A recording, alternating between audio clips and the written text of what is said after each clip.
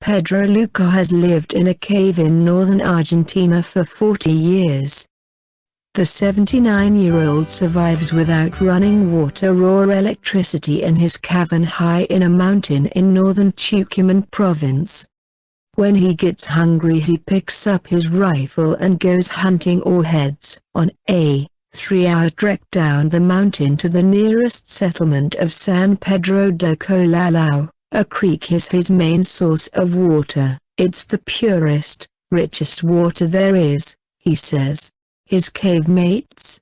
11 roosters and 2 goats that roam the mountainside during the day and return at night looking for shelter from pumas and other predators. The crows of the roosters wake him up at around 3 a.m. every morning, and he begins the day by starting a fire. Fire is magical, he says, as the smoke fills his cave. Luca has become a legend in San Pedro de Colalao, and town dwellers often give him food and supplies. He buys candles, yeast and corn with a government old age pension, worth about $100 $200, that he collects at the town's post office. His only technological gadget is a small, battery-powered radio, but he has a hard time tuning into stations because the signal is weak up the mountain.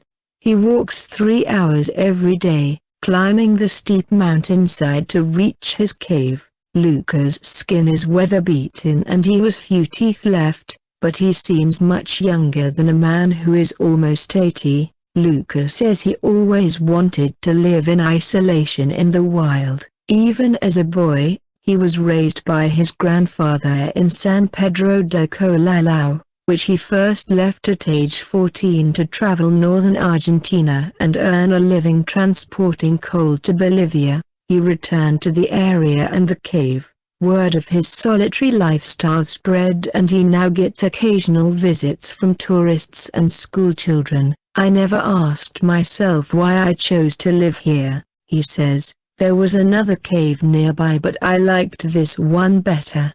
Sometimes, I think that I would have liked to travel the world, see Europe, but there's a lot of sea in the middle of it all and you have to have the time to cross that sea.